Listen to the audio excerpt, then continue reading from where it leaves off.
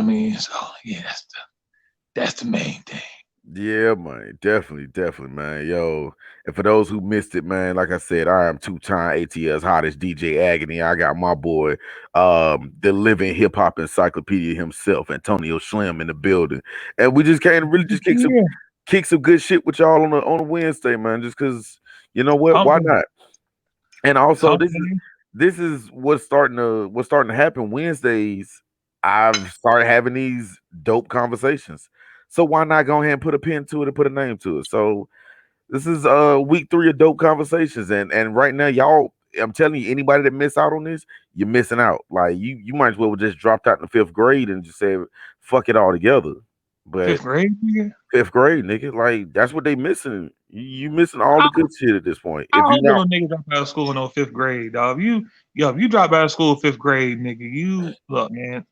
Look, man. It's no hope for you, dog. Fifth grade, my God damn, man. Niggas ain't make it to eighth grade, at least get to middle school. Right. You know, that little trip sitting on the back of the bus on the way home and you missed your stop on purpose, that type shit. Man, listen, I honestly, speaking of this school shit, just kind of get on some other shit for a second. I Uh-huh. really do feel that they really should have kept school. They should have kept elementary school, kindergarten through sixth grade, and then kept middle school seventh, eighth, ninth, and then kept high school 10th, 11th, and 12th. I feel they should have kept that because because I was a part of that first group of kids who went to the sixth grade in middle school, It's and it's funny that you say that because I was part of that last group that when I was in the 7th grade was still part of elementary. So that's some I Atlanta shit. Y'all niggas do too much here. yeah, so I was that last 7th grade class to come out of elementary. Big shouts out to Flat Shows Elementary, but yeah, we were the last 7th graders to come out. Then after that, they got rid of 6th grade that same year. Like the 6th and the 7th grade had to split a graduation. It was crazy. Nah, like, yeah, we had with sixth like now for us, sixth grade like sixth grade had their own graduation, and then fifth grade had theirs. I actually got voted most likely to be president in the fifth grade. I don't know how the fuck they figured I was a presidential nigga, but I got voted most likely to be president. I was all the shit in the world. I got voted most likely to be president. I'm like, God, nigga. And looking back at it now, 25 years later, I am like the wrong nigga to have in charge of this country. You know what though? You might be the right nigga. You know what I'm saying? It depends though. Nah, Like I mean, what's your credit like if nothing else? Because if you can handle money, my credit, shit. My credit, dog. I'm gonna be Nigga, honest. Yeah, yeah. Can't my have your credit. hair fucking off the money, man. Well, you know what? My credit, I ain't gonna front. My credit looks better now than what it did 2 years ago. I'm in the sixes. I ain't gonna say too much. I'm in the sixes, so I'm. That's what's up. It ain't what it should be. You know what I'm saying? But then honestly, something else is kind of on topic but off topic. I think we as black people were never really taught about credit. No, we're not. We weren't educated on credit. Like honestly, I think schools. I honestly feel that this should be taught in school. I think school should be taught on life shit. I think that learning how to do taxes, learning about credit, learning about finances. These should be the things we should be learning about instead of learning about fucking calculus. When the fuck have you ever had to use calculus in a real life situation? When has it ever came down to it to where you sitting here and you're doing like a job application, they ask you a calculus question? Nigga, I ain't even nigga fuck calculus, dog. No. We should have nah, the school should be, I mean, we should keep Pell, like social studies and shit like that, because you need to know the law. These are the Right. things that should be required, not you know what I'm saying. I mean, PE class, okay, cool. Keep your extracurricular activities, but kids Yeah. need to know how to do taxes. You need to learn how to do about credit. Because for the most part, us as black people, and I'm only talking about us. I don't care what they do. I don't want nobody. My white listeners, if you're listening, you're white. I don't want you to take this the wrong way. I'm only speaking to Black America on this one right here. And my man Mac brought this up today, and it was a good point. Um, at 18 years old, our parents are quick to kind of throw us out the house. and a lot of us don't know what the fuck we doing. Mm-hmm. And you know, we go out in the world and we just trying to figure this shit out on our own. And you come out with bad credit, you come out with debt, you come out with trauma. You know what I'm saying? Like, and it's like a cycle. And it's like, you know, I see other races. I've talked to Hispanic families, and they told me how, yo, like, nah, we don't. We all eat together, we all work together, and you ain't leaving the house until you got a certain amount of money in the bank. You got certain things in order. Like you can't just leave because you're 18 years old. We want you to leave and you go on a straight path and come on a good path. We don't do that. You know what I'm And saying? I'm wondering where did that start? Where did it become a black thing to be like, all right, 18, ass out the house, go do something with your life? You Like, know what? where did that come from? Nigga, I don't know. Shit. all I know that I've seen it, and probably why a lot of us come back, and the answer usually is, you know, well, I went through it, so you know, you gotta go through it too. Like, nah, you should want better for your kids. Now, if your kids out here showing their ass, and yeah, you think you grown, okay, well, fine. But in some cases, you know, like when it happened to me, looking back at it now, you know, because the shit pretty much happened to me. It was on some baby boy shit. Literally, that's what I was seeing out of baby boy. I mean, granted, yeah, I was wilding, but looking at my life, it was like there was no real guidance. So one day, mom was like, "Get the fuck out." So it's kind of like what Big said in Everyday Struggle. She was forced to kick me out, no doubt. You know what I'm saying? And you know, my life has been trial and error. My whole entire life has been trial and error. And I'm pretty sure it's others like me. They probably didn't have my similar story on some of the shit I was involved in, but definitely was my life has definitely been trial and error. You know what I'm saying? And I don't fault my mom for it. You know, it's one of the things that you just kind of just live. You know what I'm saying? You just go through it, man. You know what I mean? Yeah. I mean, and that's all we can do. You know what I'm saying? Like, you know, I mean, the alternative sucks. You know what I'm saying? Because you either do or die. So, right. So yeah, I mean, the alternative would be bad, actually. Yeah. So you know what I'm saying? So, like I said, I just know it's many like me, and there's some who probably never, ever, ever got together. And for some, it's harder than others, but that's the game of life, man. And, you know, Yeah. I kind of feel that we as black people need to do better because, like I said, you should want better for your kids. Because you know, if you haven't taught them nothing, you know, whether they going out here in the world and anything can happen. That's probably why a lot of us be so fucked up now. Right. By the time you hit 30s, you done been to a fucking war out there in this world. Into a whole goddamn 2 or 3 wars. You know what I'm saying? Hell So yeah. Oh yeah. Yeah, man. But yo, man, getting into the topics we had for the day, 'cause we actually had 2 really good topics, but you know, I mean, with us, it could branch off into 30. You know what I'm saying? Right, quickly, and I got ADD, so it definitely can go anyway. You know what I mean? Yeah, man. Actually, you know, he got ADD. I got a red cup, so this could actually go on all night. But yo, I'm trying to get me some. So oh well, okay, that happens. Yeah, go ahead. But yeah, man. Tupac birthday. Tupac's 50th birthday is today.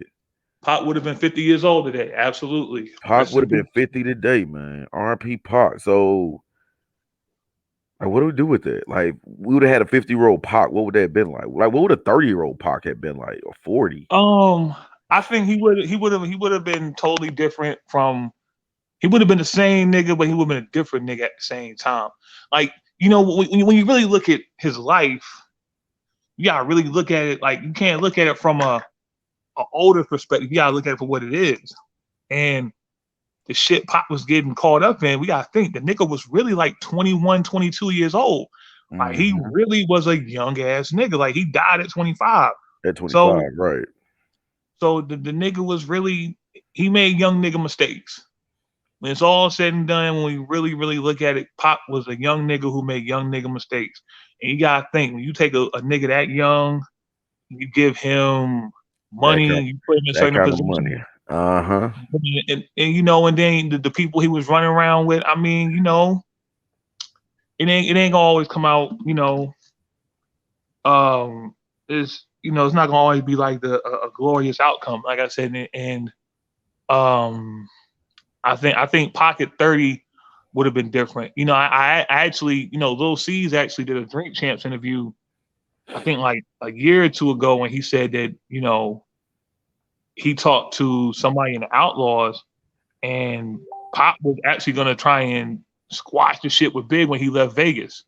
So that would have been the start of 25-year-old Pop growing into what would have became. I think he would have definitely been screaming on Trump goddamn ass. I think he would have held a lot of motherfuckers accountable for certain shit. Yeah, But at the same time, you gotta think, man, he was like, a hood nigga and a revolutionary at the same time, you can kind of say. and you know what I think though? I think the older Pac would have got. I think he would have revolved back around to keep your head up, Pac. You know what I'm saying? Like I think he would have went. Oh yeah, absolutely. I think he would have went back to more of that guy than you know what I'm saying. Thug life, goddamn. You know what I'm It saying? would have been. MOB and all that shit, man. I think he would have really went back to the revolution side of things. Yeah, I mean, because like I said, he was 25 when he died, so like I said, he did young nigga shit. You know what I mean? Like, 25-year-old shit, right? Because Right. I know how wild I was at 20. And You was there. that's what I said. 25 is such a pivotal age in life, though. Like, think about it like this. Like, when I was 25, that's when I got knowledge of self. You know what I'm saying? Before that, it was just yeah, I don't the hell you call that shit, but that's what I was.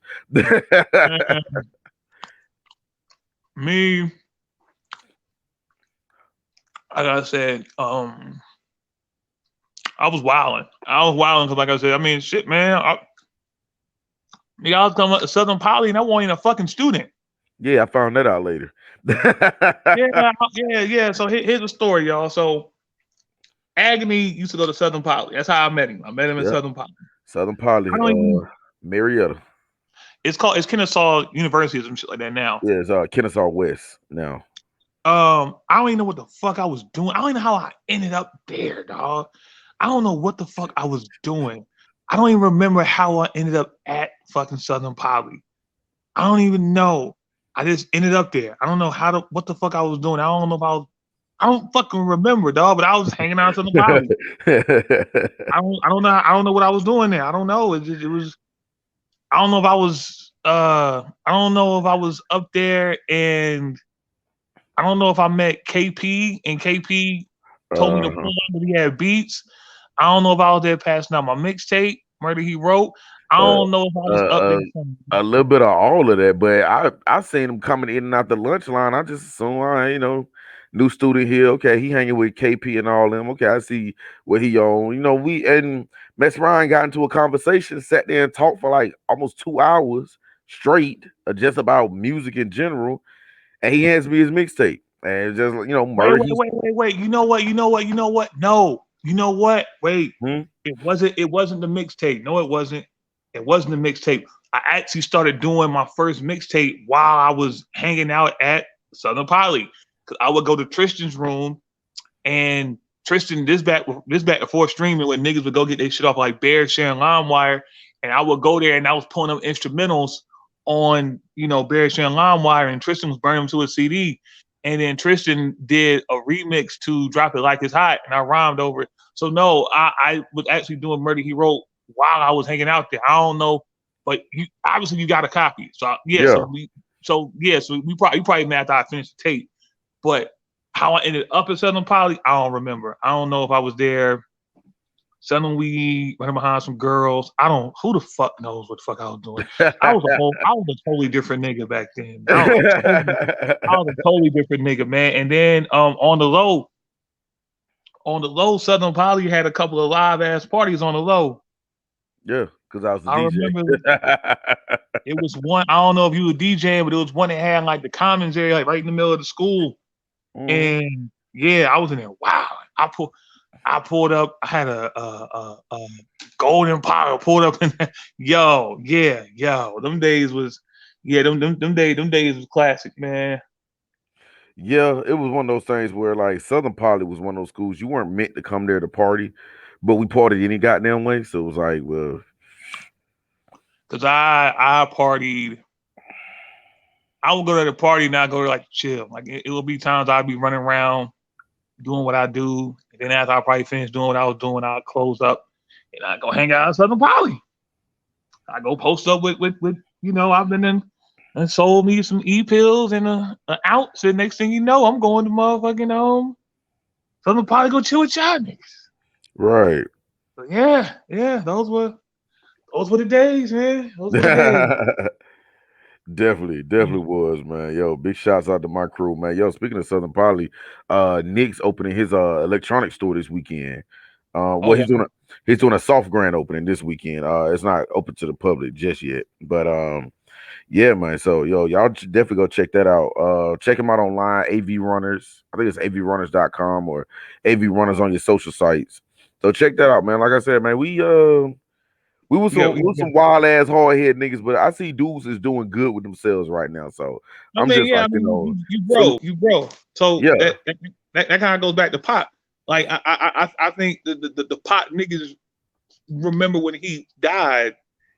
I think that's what niggas think he would still be on. I'm like, man, do you really think that this nigga be? Do you really think this nigga be 50 years old still beefing with niggas at 50 years old? Because honestly, you know what? That part, yes, I do believe. I think because Pac has such a way about calling people out that if you was on some fuck shit now in rap, Pac would still call you out. I think Pac would kind of be like on some it would kind of be like on some OG shit. It would kind of be like, niggas had problems and shit got out of control. Pac would be a nigga like, hey man, you sit down. Pac would probably be on some Jay Prince shit. Like, when niggas had beef and the niggas would listen because I mean, when you really think about that whole conflict, man, like that conflict was, we ain't never seen shit like it. I mean, there was, I think, beef wise, I mean, we had, MC8 and DJ Quick was pretty serious. That one was serious. Cube and Cypress Hill was kind of shit. I heard the Mexican Mafia was involved in that shit. I mean, you got Mexican Mafia, you had Booyah Tribe, it was like, shout out to Godfather. Rest in peace, Godfather from Booyah Tribe, man. R.I.P. Godfather. But it's I think he would have been like that. Like I don't think the him and Big situation. There's knowing him and Big. He went to talk to Big about it. I think he would have. I think had he got the time, I think he would have.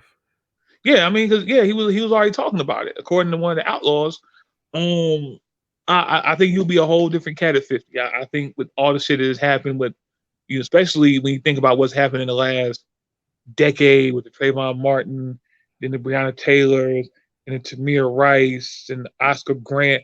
It's so it's sad that I can just name all this off. You know what I'm saying? And I think he would have definitely been.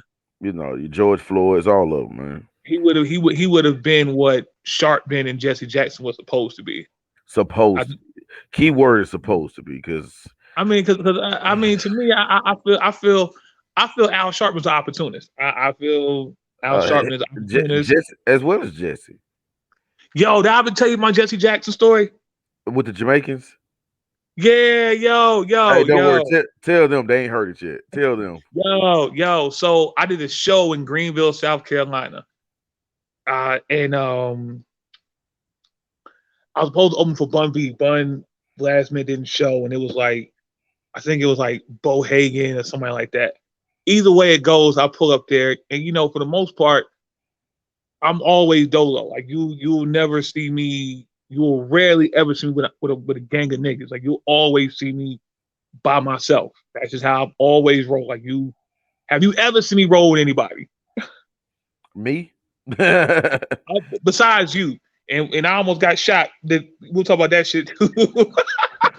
I almost got shot. God damn. Anyway, so I'm in Greenville by myself. I was gonna go to Greenville, and I was gonna go to North Carolina. So it was like do a show in Greenville, get paid, bong, go home. So I get there, and I'm at a Jamaican restaurant. I like Jamaican food. So I get there and I'm in the room, I'm looking around the fucking Jamaican restaurant, and I'm seeing all these pictures of Jesse Jackson. And like just looking around, and again, this is young me always saying some dumb shit. I say, man, fuck Jesse Jackson. And it's almost like the whole room went, right? And then the Jamaican nigga was like, hey, boy, fuck your problem. Fuck your problem with Jesse now, boy. He the hometown hero. You don't disrespect the hometown hero, boy. Where you from? My bad for Jamaican accent. I'm trying. And I was like, man, fuck him. I said, dog, that nigga, he's a fucking fraud, a piece of shit. And it took a little longer to get my food.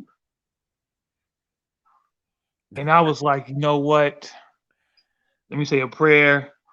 Cause I don't know what these niggas done did to my shit back there. Niggas done probably did some shit to my motherfucking jerk chicken and shit, man. Let me go through my shit, make sure niggas ain't put no chicken foot or no bullshit in my food.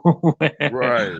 Yeah, man. But then nothing happened, obviously, and I ended up rocking the show.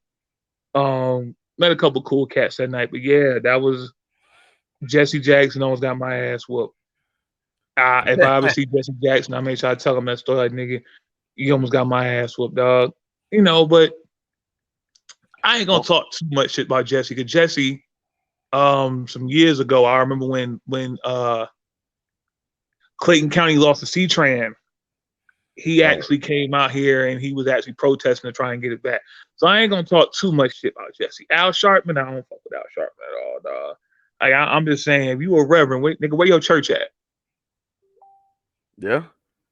And like, nigga, I hate it when them people always say, your leader Al Sharpton. Nigga, Al Sharpton is not my leader, dog. Like, nigga, where the fuck is he gonna lead me to? A salon?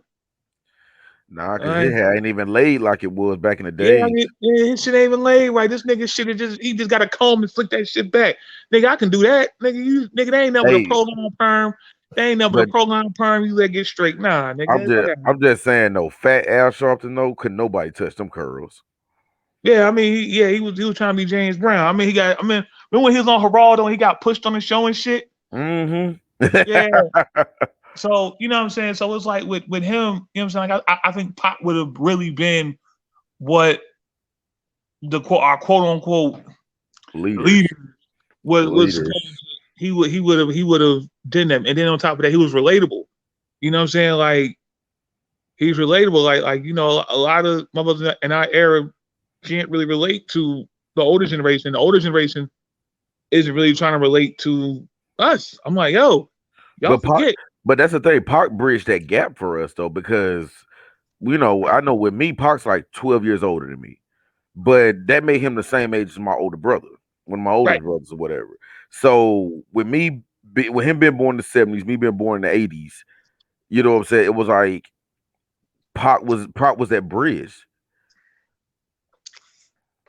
Pac was definitely relatable to us, because like that was our era. So we looked at Pac as like that. Now I will say I think that in death he's became larger in death, but that's natural, because as humans we have as human beings we have an infatuation with death and dead people. You know what I mean? We do. That's why that's when you get immortalized. Pac even said that in Smile. You know what I'm saying? You Pac said it in a lot of songs. You know what I'm saying? But that's what happened. But the impact of things he did, I think a lot of people caught on after he died. And some who, when he was alive, kind of caught it. You know what I'm saying? Like, at the time, I ain't gonna even front. When Pac was alive, I rocked with Pac up until the Death Row days. Cause that's when I ran harder with him. when he was throwing shots at Nas and Mobb Deep and Big, I wasn't really feeling that shit. Cause at that time in 96, 95, nigga, Nas and Mobb Deep were everything.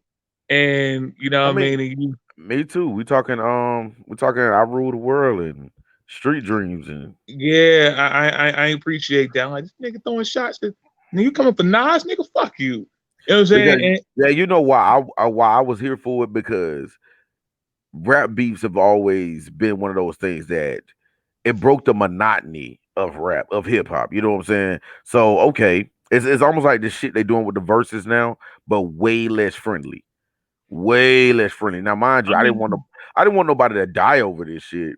But when my brother sat me down and talked to me about damn KRS and Shan, and and KRS even said that, had Shan ignored me, this shit would have been over at the beginning. I mean, nah, he's right. He's right. Like the KRS and Shan shit was really that really was on some shit where KRS was pretty much like, yo, KRS was like, you want to be the best, nigga. You got to go for the top niggas' heads. And at the time, Juice Crew was that deal. Like that whole crew was. You had Kane, you had G Rap. Like he had a strong crew. Mm-hmm. G Rap's top 5 that are alive. Kane is definitely could be in the top 5 convo. Yeah, what Biz? Yeah, Biz. You had Marley Marl, and Marley Marl. I'm sorry for those who probably don't understand it. Marley Marl is easily a top 5 producer of all time. Marley Marl is a top 5. I mean, he gave us radio. He gave us radio. Marley Marl, that was Rick Rubin who did that, actually, I believe. The whole radio album? Yeah. I thought that was Marley Marl. No, I think Marley Marl came along around the time of, I want to say, Walking with a Panther or 13 Shots to the Dome. But yeah, them early like Radio and Bigger and Deffer, that was all Rick Rubin. Really? Yeah. Man. Yeah.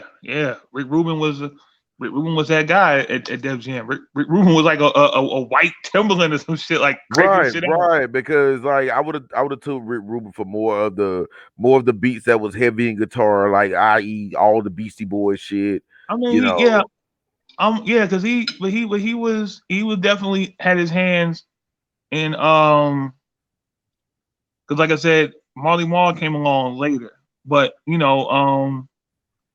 Marley is definitely, like, to me he's like hip hop's first super producer. I could give you that. I definitely agree with that. He's the first, man. I mean, you gotta think, man. He was doing fucking remixes. Right. He was then he was a guy. He was a guy to go to, man. Like I think he did Mama Said Knock You Out. Matter of fact, he did Check Out My Melody. Actually, yeah. That too. That's matter of fact, I'm looking at it right now. Yeah. He did My Melody. Like, I mean, shit. Rick Rubin and Jazzy J did the production on radio. Yeah. Like I think it was Mama Said Knock You Out was around the time he came in. But point is he definitely deserves his flowers. And I'm about to say, yeah, as far as what you said though, first super producer, it probably has to be him. Yeah, Marley is the first, man. I mean, come on, he was doing a whole album. He did. I think he did the whole Kane album, the whole first Big Daddy Kane album. He did the whole Long Live the Kane. Like, and that album is, to me, Long Live the Kane. 33 years later, that album is still one of the fucking flawless hip hop albums ever. Like, Kane in '88 was not to be fucked with. I don't care. Kane in '88, bro. We took Kane in '88 and put him over some Just Blaze shit. Oh yeah, shit would be nuts then. I mean, you know what I'm saying? But Kane kind of said he kind of had to switch his style up when he kind of realized the delivery he was doing was outdated, but it worked for him. I mean, like, lyrically, Kane never lost it. No, hell no. Kane has never lost it. That was the cool part about it. Like, Kane could drop now. I will say, I wasn't really feeling that Prince of Darkness shit. I'm gonna have to agree with X on that. Kane, I was like, when that Prince of Darkness, I wasn't. It was different. I seen where he was going, but Kane was a trendsetter. I think Prince of Darkness opened up the doors for niggas like Drake to do what he do. Really? I feel it. Yeah, he definitely did. Yeah, that album. I mean, you think of the vibe of it, and even the album cover. Like Kane was trying to be on some Barry White shit. And you know what? Kane had been leaning that direction for a minute. I mean, you gotta think about like shit like Smooth Operator though. Yeah, I mean, but again, Kane was a nigga who gave you that balance. Like Kane could give you Raw, and then Kane could give you Smooth Operator. Kane could give you Ain't No Half Step, and then give you This Is For the Lover in You. Like Kane was like one of the first. Well, LL really is the first nigga to do it, but Kane just kind of, it was different than what LL was doing. Like them, to me, looking at them, that was like some of the first two niggas who. Then you got a nigga like Rob who just said, "Nope, I'm giving y'all bars." Right. I'm giving y'all niggas bars. That's it. I got bars. Bitches. That's all I got. Yeah, I got. I mean, but even though Mahogany was my shit, Mahogany is my shit. Oh my goodness, Mahogany had one. And that beat is that's an Al Green sample. Al Green, yeah. So glad for mine. Came off that White Shoes album. Boy, the nigga had the white shoe with the black socks and the straw chair. Nigga, every black family had the straw chair. Hey, at least you took a picture in one if you didn't. We had a straw chair. I don't know what the fuck happened to it, but there was definitely a straw chair in the crib when I was a little nigga. But yeah, Marley Marl was definitely the first. He was definitely the super producer, you know. So yeah, we know what we cannot do with him, but it's you know. So it's to me, he's in my top five. My top five favorite producers. I got Primo, got Pete Rock, got Dilla, Large Professor, and Marley Marl. My top five producers. Yeah, my top five be a little different. It would still be Primo, RZA, Organized Noise. Damn. I think I'm down to 3. Yeah, you're on 3. But you know, and speaking of Organized Noise, I think Rico Wade is like the godfather of Southern boom bap. I don't think Rico Wade gets his credit for being the godfather of Southern boom bap. No, like Rico, he really, outside of Booty Shake, he gave the South a sound. He definitely gave Outkast a sound. It's just I think that as everything, I think as everything it changes. But the production that he did on the production, he was giving fucking Goody Mob on their first 2 albums were fucking fuck, man. I mean, nigga, the production on that second album, particularly the Still Standing album. Woo, yo, check this shit out. I mean, you listen to shit like Ghettoology, They Don't Dance No More.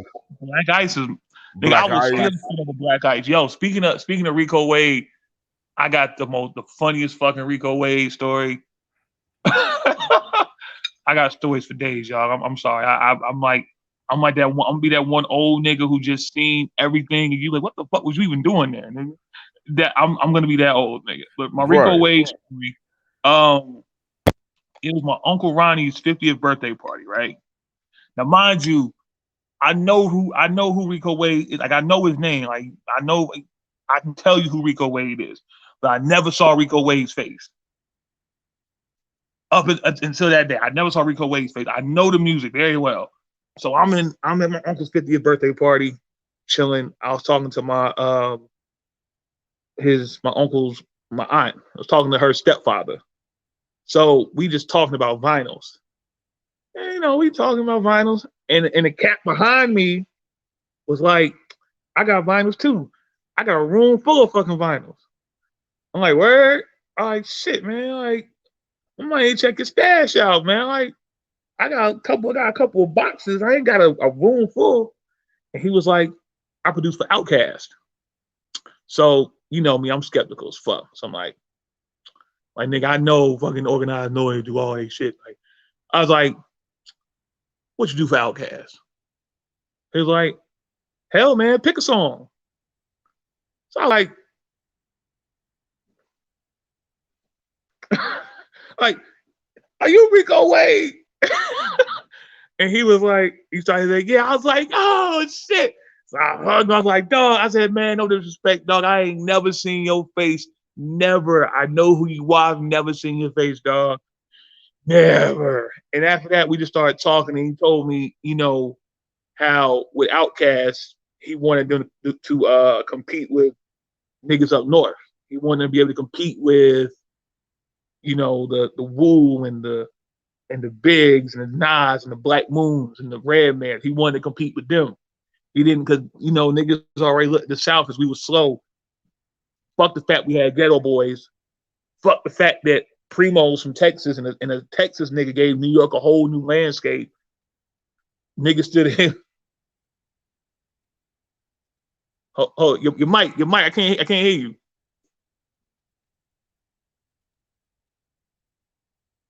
Your mic is muted. Unmute your mic. Oh, can you hear me now? I still can't hear you. What the hell you done did? Hold up.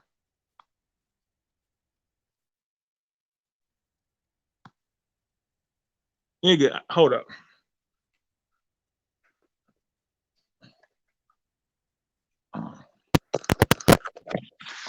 Can you hear me now? Can you hear me? Yeah, I hear you now. Can I hear you now? I hear you now. Okay. All right, there we go.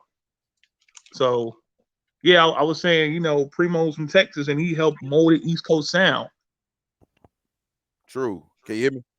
Yeah, I hear you now. All right, perfect. But yeah, that's what I'm saying. Like, you can't act like the South just slow. Like we didn't contribute this thing. I mean, but you know what it is.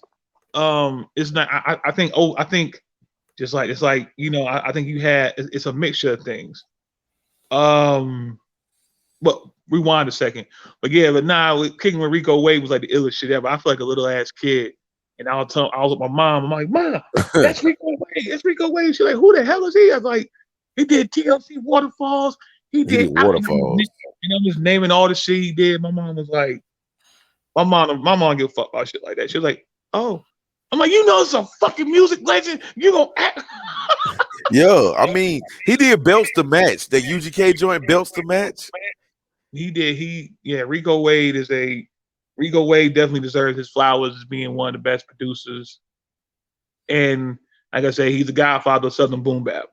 But no, the South, I think, like in the beginning, I think because rap was in New York, it started in New York. I don't care nobody. Say what you want to say. Hip hop started in New York, and I'm not saying you got to kiss ass, but you got to acknowledge the history. That's the birthplace of it, and that's where everybody took from. Like when I met Bun B told me when he was doing the first UGK album, Hard to Swallow, all he was playing was Pete Rock and CL Smooth. Really? Yeah. And he said Pimp would kind of like, why you keep playing that shit? Them niggas don't like us like that. What? That's what he listened to. I was like, oh. So I mean, so that's where it started at. And I think that what happened, and I don't think it was anybody's fault, because I've heard like, Monk, let Monk tell it, Monk just hates everybody. Monk hate a nigga above the Mason Dixon. Any nigga above Virginia, and Virginia's even pushing it with that nigga. And Virginia's a hard push. Virginia's a hard push. He ain't fucking with him. But I think a lot of it has to come from it started in New York, so of course they're gonna be cocky about it.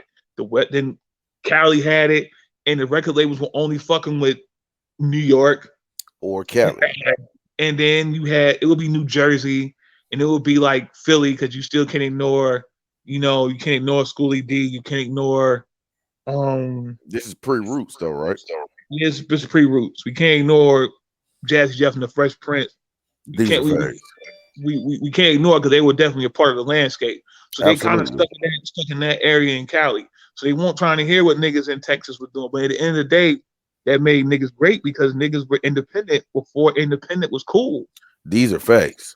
Texas made millionaires before these dudes got on mainstream. This is facts. I remember talking to, I don't know who I was talking to, but they were telling me how it was a record store in Houston that the niggas would drop tapes out of them. They would get niggas advances. I need to find out who that. I'm gonna talk to my man Fame. I'm gonna find out more about Tech. I need to know that Texas history. I need to go down to Houston and just really start doing my history on that shit. But you know they what? were at, I'm up for the field trip to Houston, man. We should do that let's anyway. go. Let's go. We need to go and hit up. I'm gonna hit my man Fame up. We might have to go this summer. And but that was that's how it started. And you know, and then you had niggas in New Orleans who were doing the same thing. Oh, So absolutely. so you know, so niggas weren't really niggas had to do some themselves. And I don't think it was anybody's fault. I think, you know, record labels, and to this day, record labels only see what's in front of them. They don't see the future. And I think they only saw that New York niggas was killing it. Cali was doing it. Of course, Jersey, Philly. And let's just take this on the safe side. And, you know, fuck the fact when the Ghetto Boys came out, they were actually going platinum and gold. You know what I'm saying? But you know, Texas is so big, you can go platinum just in Texas. You definitely can go platinum just in Texas. Niggas was selling records in Texas. Niggas was getting, man, like I have the utmost respect for Texas when it comes to hip hop. Like Absolutely. I had the utmost respect because Texas niggas open the doors for niggas down south. Texas niggas open the doors for niggas like me and so many others. And then of course, 8-Ball and MJG, you know, we definitely can't leave out Memphis. We can't leave out Memphis. But even though what was so crazy about it, the styles in Memphis and Texas was so similar that a lot of Memphis cats went to Texas to get on. I mean, wait, Suave House, Texas. So there you have it. Yeah. And there you go. Suave House was Texas based, man. That was Jay Prince's man. Yeah, Tony Draper. Tony Draper, right. Yeah. So it's like, so, you know, niggas kind of had to make moves on their own. And I kind of feel me as an MC, I didn't realize what I was doing until after I was doing it. I didn't realize that when I did like Murder He Wrote, and I was out here really in these streets, passing the tapes out, selling it sometimes. I knew I could get $1 out of nigga, I was selling this shit. Didn't realize that at time I was moving like an indie artist, but was still chasing the major label shit that had no idea. Like, nigga, you can do this on your own. You don't even need. I was doing the shit that niggas are doing before niggas and didn't even realize what the fuck I was doing until after the fact. Like, oh shit, nigga, you think like a whole. You think about Hammer, you think about Too Short, you think about Master P. Like those were when I look at that Mount Rushmore guys that popped the trunk and was going platinum out the trunk, it's them three definitely. Oh yeah, Prince, Too Short, Hammer, P. Hammer, yeah, definitely. You know what I'm saying? Hammer definitely. Hammer is like Hammer's not even a nigga you want to run up on, dog. The stories I've heard about Hammer. Oh yeah, that's not a nigga you want. Red, Eric Sermon, they'll tell you, yo, Hammer for the fuck out shit up one night. Hammer ran up on Red Man and was like, "Oh, we talking about my mama," and I forgot the skit on what the album he was talking about Red Man. But no, I've heard how Hammer used to run with niggas, like used to run with like 100 niggas deep, and even with 100 niggas, he would still run up on you by himself. Like that's why I'm like, man, don't be talking 2 records by Hammer. You know Hammer will fuck you up, right? Right. Hammer will beat your ass by himself. By himself. And you know he tried to put a hit on MC Search. Oh yeah, for the whole Pop Goes the Weasel thing with the Hammer in the video. Yeah, it's something like that. I don't really know the whole story, but yeah, Search says he tried to put a hit on him. Hammer's like, I don't know what y'all talking about. That let you know Hammer's still a G. Right. He said, nigga, what? So you know, so yeah, Hammer was different. But it's so many ways. Like I said, I can't really get mad at the labels the way the South guy did back then because labels are so focused on what's going to pop, they don't look at the future. And you know, Outkast broke and Outkast broke that door. So I kind of, like I said, I see why cats like Monk kind of felt how they felt, but that wasn't nobody's fault. That wasn't the artist's fault. That was the labels. Like you gotta blame who was running these labels. That's who you need to have the problem with. It wasn't the artist. I mean, you know, you're gonna always feel that you always feel a little cocky. So it wasn't that, but Yeah, we definitely can't leave out Texas, but yeah, man. Nah, definitely not. Yeah, like you said though, we're going to have to make that field trip there soon. No, I'm with it. I'm with going to Houston. I am with it. I'm with it. And I need me a Nolan Ryan jersey too. So that's yeah. I need to pull up in a Nolan Ryan jersey with a pair of white with the Nolan Ryan jersey with the white on white Air Force Ones and the Astros fitted hat. I need to hit there. I need to hit up in. Yeah. So yeah. That's definitely something to think about setting up later on this summer. But nah, it's so many different lanes of this rap shit, man. I mean, like now we really can't complain. Like now, niggas can't really complain about what they like. Like I get annoyed now when I hear motherfuckers, especially in my age group, talk about how, oh man, this rap shit whack. And I'm sick of these little niggas, man. These little niggas trash. And you know what? It's funny because this might have been about. This is around the time we had you on the show, and I was like, "Yo, tell them what you told me at that time." But it was about what the same conversation about how people feel like your Migos, your Yachty's, your Lil Nas X just fucked rap completely. Like, and so rap just died that day that it came out. No, listen, man. Niggas been yelling for years how rap died. I mean, in the early 90s, they were saying, in the mid 90s, they were saying Puff killed rap music. No, go before that. Go before that. Death Row was first responsible. Hell, they said NWA did too. So niggas have been talking about niggas killing rap music for years. But I'm like, okay, we can't really blame Puff. I mean, cause dog, like, look, without Puff, we would have never had Biggie. No Biggie. Without Puff, we would have never had the Locks. You know what I'm saying? It would have never been a lot of things won for Puff. Like you know what I'm saying? That you can't really knock that. Then then they said Cash Money killed rap. Then later on they said Soulja Boy killed rap music. Right. Now said Jeezy killed some rap. Then they said Trinity, like every few years somebody kills rap. Like these niggas are like Kenny and South Park. You know what I'm saying? Like it's always somebody dies every episode. You know what I'm saying? I'm like, nah, and especially in 2020, I'm like, yo, look, 2021, look, man, it's so many, it's so much music out here. Like I'm like, look, okay, if you don't like Migos, okay, fine. You don't like Young Thug? Okay, cool. It's like you said though. It's people out here still making real music, still making good music. If you not into what's the popular or the stat quo, you can still get your fix with other music, like even with female artists. So when what was that last year when WAP came out, everybody went in on Cardi and Meg. But I was like, have y'all listened to Rhapsody, Armani Caesar, Tokyo Jet, Cash Doll? Y'all listen to any of them? I mean, yeah. I mean, like that's the same thing. And I said someone to post about it. I was like, yo, like, look, all right, man, look, y'all don't like WAP. WAP ain't no different than what Kim and Fox was doing in the 90s. It's no different what Fox and Kim was doing. And somebody made a comment like, well, Kim and Fox were talking about getting their money and trying to put chicks up on game. Meg and Cardi is prostitution. Okay, you niggas forget I write for a hip hop.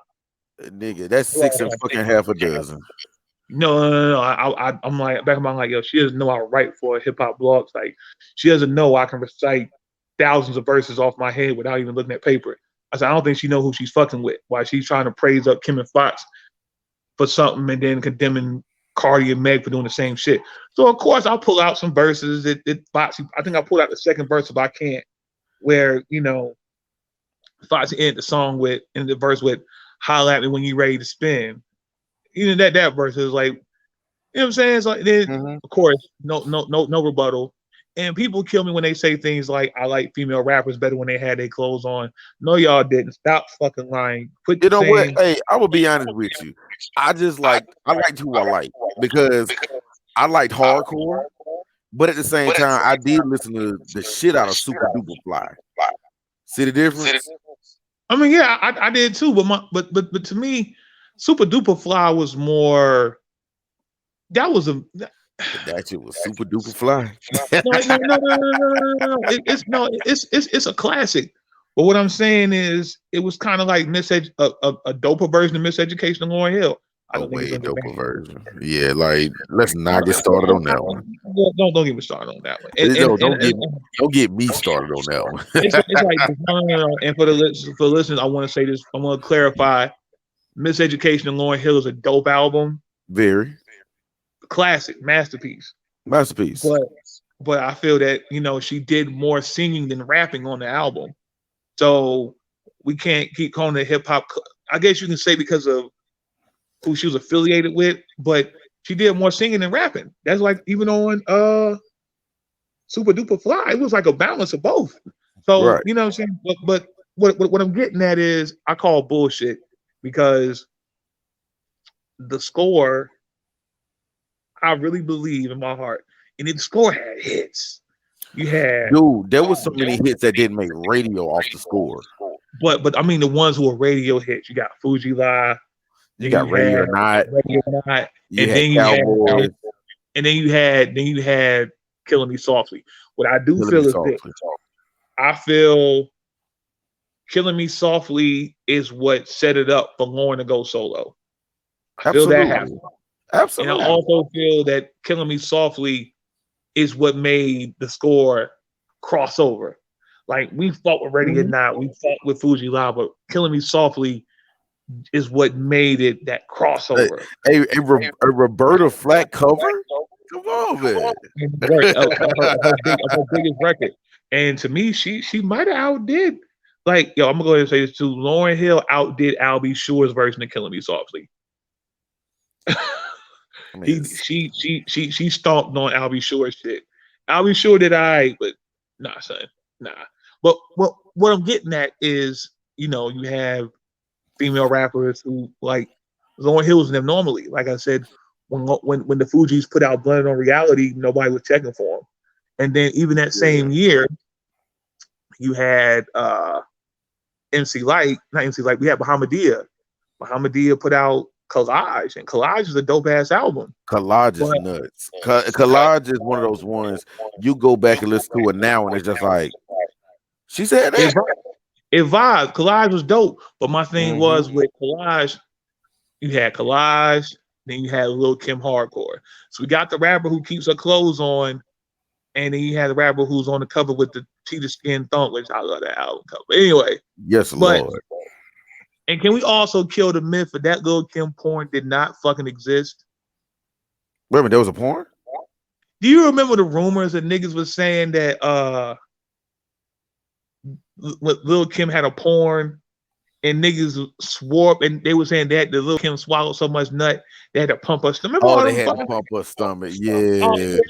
All that shit. No one has ever seen this porn. I wish people would stop lying, saying, I saw it. No, the fuck you, the nigga, the shit doesn't exist. Nigga, it's 25 years later, nigga, we would have all seen it by now. That is true. Please quit lying. But my thing is, we had Kim who had the picture in the cheetah print thongs, and talking about the shit she was talking about, and he had Bahamadia who kept the clothes on. It wasn't rapping the same shit Kim was talking about. Hardcore went on to sell 6 million. Bahamadia didn't even sell 10% of that. So Then you got Queen Latifah. Latifah was never a big seller. Latifah first platinum album came with Black Rain. Black Rain, right. And that was Unity and Just Another Day, Black Hand Side. And I know this for fact. My homegirl was working at Motown when that album came out. And she was telling me, when we had the same conversation, she was like, Slim, that was a hard album to push. It was like, that was a hard album to push in a lot of different regions, and folks was not trying to hear that. She had clothes on. Then you go with Monie Love. Monie Love never went platinum. Yo-Yo never went platinum. So what the fuck is y'all talking about? The first Yo-Yo didn't go platinum? No. So wow. What the fuck is y'all talking about with y'all like female rappers to get their clothes on? Hardcore sold 6 million. Ill Nana sold around the same number. Like the only one, like the Brat. So it's like, you know what I'm saying? Then you got or Mia X. Mia X. So it's not like every female rapper was So I wish they'd kill that myth about stop. So like I said, WAP isn't even a song for kids.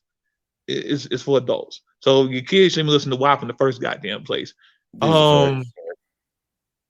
Then also is like, like at this point, like I said, if you don't like Meg and Cardi, nigga, don't listen. You don't have to listen. Like I don't have a problem, man. You know what fucks me up is like people get it confused about. Oh, they say hip hop is dead, but they're talking about radio play. Okay, I get it. Radio play was better at a time because they didn't just play the same handful of songs as they will now. But you don't have to listen to the radio. If you don't listen to satellite, if you're not listening to satellite, that's cool. Apple Music has a Spotify type thing. You got Spotify. You still got what's the other one? The first one. You got Spotify. You got Tidal. Hell, you can even go to YouTube, make your own fucking playlist. So what bugs me out though is like, yo, if you can sit here and Google the price of weed in Mexico, you can Google artists similar to whatever artist you like.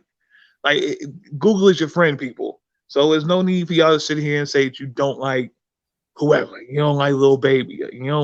Nigga, that's fine. Well, nigga, go find what you like, because it's like you're not gonna stop it. Like you thing you can do. It's not like like you gotta think like these kids like what they like now. Like like we are our parents. Right. So and I'm thinking it's funny when I saw the divide with me and my brother, because whatever my brother listened to, I listened to. So when he jumped on the Ghetto Boys to Death Do Us Part, became my favorite Ghetto Boys album. Still is. Outkast, Southern Playalistic, 69 Boys was out at the time. But when we finally hit our divide is with Master P. My brother couldn't get with Master P, and I was just like, yo, this dude is the dopest ever. I mean, that's how I was with my brother. Like my older brother, same way, but me and my brother like 4 years apart. And see, me and my brother 12 years apart. Yeah, me and Mark are 4 years, so we're pretty much about the same age. But at the same time, I listened to the shit he listened to, but then the divide with me and my brother came with Cameron. My brother couldn't stand Cameron. In 98, Cam was that nigga to me. You couldn't tell me in 98 Cam was not that. 98. So we talking about what means the word to you? No, that's 2000. 98 Cam is 357, Horse and Carriage. I thought Horse and Carriage was before that. No, Horse and Carriage was 98. Horse and Carriage was on Confessions of Fire. Yeah. So that album, like you could, to this day, you still can't tell me Confessions of Fire ain't a fucking classic to me. You know what I'm saying? Nigga, I will fight you over Confessions of Fire, dog. Like I love that album. My personal favorite might be Purple Haze, though. Purple Haze is dope, but Confessions of Fire was just it was a different Cam. I mean, you saw on Confessions of Fire, you saw Cam. I think that might have been Cam at his most. That might have been the most honest and most personal Cam album, because you had D Ruggs where he talked about his mom's drug addiction. You had the song Prophecy where he talked about his cousin getting murdered, or his cousin dying in a car accident. That was a different Cam. That was a Cam who kind of came in like, oh, you niggas is gonna know who the fuck I am when I leave. That was a different Cam. That was a different Cam. Purple Haze was dope. By that time, Cam just was like, fuck y'all, told you niggas. And that was our divide. But it's like rap it happens. And I think what's going on is the same thing. It's like, my mom couldn't stand Rain Ghost. I was talking to my mom about that the other day when I was like, Ma, you mean to tell me I couldn't listen to Raekwon and Ghostface talk about selling coke and shooting niggas, but you had me in the car listening to Marvin Seeds talk about eating pussy and ass? Like, how? How, nigga? Like, what the fuck, man? How? I can't get joint. I can't hear you. Nah, I still can't hear you.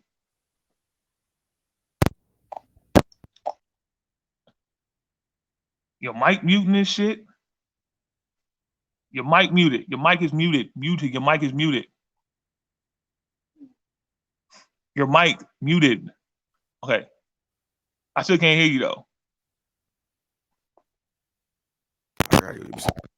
Okay, there we go. Yeah, you got to use some new headphones, nigga. Now your mic muted again. It mutes There we go. There we go. Every time I unplug it. Okay, so like I said, my mom was down to listen to. Mom would be in the car listening to Housekeeper. Mom's be in the car listening to Candy Liquor. Mom's be in the car listening to I Eat You for My Breakfast. Condom on Your Tongue. All this wild shit. You said condom on your tongue? Marvin Cease had a song called "Put Your Condom on Your Tongue and Lick Me Till I Come, Baby." He had a song like that. Go Google it. Go YouTube it. And yo, I met Marvin Cease's son, right? Shout out to Marvin Cease Jr. I was like, yo, man, so growing up, my mom was in love with your father. I was like, but she would not let me listen to Raekwon and Ghostface talk about shooting niggas and selling dope. But I can listen to a nigga talk about eating pussy and eating ass. Like, how does that even make sense to me, dog? Like, Put a condom on my tongue, though. Marvin Cease. Matter of fact, I don't know. I don't want y'all getting. Hold on, I'll pull the record up. Matter of fact, we pull the record up. Nigga. But I would. But in Marvin Cease's defense, he did talk about AIDS. Well, shit. You talk about all that shit. He probably the cause of it. Nah, he said the song's about safe sex, but he was talking about fucking and all that too. That shout out to Marvin Cease. Shit, I'm Mr. Jody, Motel Lover. Oh damn. So yeah, so you see, yeah, man. So I Ate You for My Breakfast. These are Marvin Cease songs. You can damn. Marvin Cease is that nigga, but you know, but yeah. Pull the records up, people. Pull the records up. We can pull the records up, and you can hear. Get it all. Do you qualify? Pull up the record. Candy Liquor too, because you can't just have one. Wanna be your candy liquor girl? Yeah, man. Marvin Cease. Yeah, man. Marvin Cease. So you see. So yeah. So easily got to kick that shit. But I can listen to Rain Ghost talk about shooting niggas and selling dope. Make that make sense, Shelly. And when you talk to her about it, all she do is laugh. I'm like, yo, you had this nasty ass nigga. I'm learning about how to fuck, but I can't learn about selling. I can't listen to selling drugs and shooting niggas. I'm learning how to fuck. Okay, make that make sense. You be out here selling dick. You ain't selling no drugs. But the coldest line for me in '97, I still don't know what he means by that. And if I ever have a chance to hold a conversation with Ray, I'm like, nigga, what's $1,000 lesbian?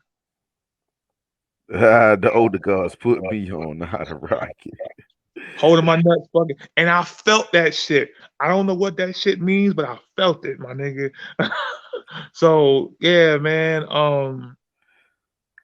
Fucking $1,000 lesbians. I don't know what $1,000 lesbian looked like, but Ray was holding his nuts while he was doing it. So yeah, man, that's the travels of music. I mean, but like I said, we're repeating what our parents went through. But like I said, but some people have a different appreciation for music. Like when I was in school, I was playing the bass. I played the bass, I played the violin, dabbled in the drums. So, you know, music was kind of just there. Right. And then eventually from there, it went from me playing the instruments to me writing the music, and I was writing rhymes. You know what I'm saying? So I have a different appreciation for music. But another thing I don't like about hip hop, we don't respect our legends. We don't respect our legends. Hip hop is the only genre that dates itself. This is very true. This is extremely true. Like, why is it that? And I've been to Aerosmith concerts, and Steven Tyler has to be at least in his early to mid 70s, and I've seen Aerosmith concerts, and I've seen the day one fans. I've seen fans in their 40s. I've seen fans in my age. At the time, I was 31. I went to the concert, and I saw motherfuckers who was younger than me. So this is like the same way when I worked security for the police. Right. Same thing. And I saw generations of people listen to an artist. You won't see that in rap. Like, automatically, the first thing they'll say is, "Man, that nigga old." As the first line, they say, "Man, that nigga old." I'm like, what does that have to do with, like, what's it got to do with anything? Like, I'm like, of course they're old. You're gonna get old as part of life. Like, nigga, you don't stay young forever. Like, I don't see why I don't see why hip hop has this age obsession. Like, I don't know. Like, I'm like, to me, rap, only athletes retire. Hip hop is forever. It should be. Like I said, I don't care if a nigga's 60 years old. Look, Rakim 53 years old. Rakim still. Right. Nigga, now we get to a point of Rock start putting out bullshit. I don't even think that's even possible. But I'm gonna be honest, I wasn't feeling the 7 Seal. 7 Seal was decent. 7 Seal was decent. I mean, you know what it was though? I think what it was with 7 Seal, I think because he's older and we're not gonna get the paid in full, not gonna get the microphone thing, lyrics of Fury, Rakim. I'm gonna be honest, you could have gave me 18th letter. 18th letter is my shit. I love 18th letter. 18th letter. I mean, I was listening to that hard before I even had Knowledge of Self, and it was like, yo, I don't give a damn. I'll play this till it stopped. And then when I did get Knowledge of Self and start listening to it, it became a whole nother album to me. So I'm like, okay, now this is my favorite album all over again for a different reason. 18 letters a fucking masterpiece. That's a classic. 18th letter was a masterpiece. And then the album after that, I've never heard it. I think it was called The Master. The Master was cool. Like, you know what I'm saying? I think it's a cool album. He got a song with Cannabis is actually all right. It's with Ra. To me, his catalog is solid. His catalog is extremely solid. Rakim probably has one of the best catalogs in hip hop history. Dude, I found myself listening to in the ghetto the other day. Just because that sample is cold. Fucking 24K Misfortune's Wealth. I still want to flip that sample again. But the thing is, we have this obsession with age in rap, and I don't like it. Like I'm like, yo, like I don't really care about age. Like, man, all I care about is when this mic cut on, what you saying, what you kicking, and that's all I care about. But like I said, you won't see if Big Daddy Kane was to do a concert. Big Daddy Kane's audience is normally our age and up. Right. You won't catch a lot of 15, 16-year-olds. You might come across some who are curious, like, what's this about? But you don't see that often. I feel we're the only genre of music that has this age obsession. Like, to me, I don't care about age. I just care about the talent, skill set. Right. And I it's slowly kind of dwindling away now. Like I think 2 Chainz and Griselda kind of broke that. Yeah, because 2 Chainz is in his 40s. And Griselda, the niggas is our age. So I think 2 Chainz and Griselda definitely broke that age thing, because like when Westside Gunn dropped his first album, he was like 34. So you know what I'm saying? So and your boy too, Anderson .Paak. Right. He's like our age too. Yeah, Anderson .Paak didn't sign his first deal till he was like 33. So yeah, so it's like I'm kind of glad that age is slowly dwindling away, and so it's just cool to be older in rap. Like, if you got it, you got it. Like my whole thing is, though, this is the only thing I request. Like, if you 37, 38 and you rapping, okay, that's cool. I'm definitely not against you rapping at 37, 38. But please, my niggas, please. Don't be out here trying to purposely rap like these younger niggas. Like, come on, dog. Bro, I've seen it. Let these, like, if you was rhyming in 03 and you was spitting bars in 03 and that's what you do, Don't be out here trying to do the don't let them little niggas do what they do, dog. Quit. Stop. Yeah. Niggas, stop, man. Like, yo, man, it's but yo, we gotta do this again. I gotta jet up out of here. This is dope. This is like a regular phone call conversation. Yeah, that's what I'm saying. Like that's the part they don't get. That we do this at least twice a week, people. Yeah, so y'all enjoy some agony. I got a jet. I got shit to do. So people, it's nice seeing y'all. If y'all want to follow me on Instagram at SLIM_SCORSCSE. Follow me on Twitter at Antonio_Slim. I just got my Twitter page back. It had my shit for 2 years. I had to go through 5 appeals. God damn. But I'm free. You know. So, so let me jet. Agony, you be easy. I'll catch y'all in a minute. All right, we'll have to do it again. This is it for Dope Conversations. This is your host, 2-time ATL's hottest, DJ Agony. And catch y'all Friday, 8 o'clock at my normal time for the Dope Show. Until then, I see y'all. Peace.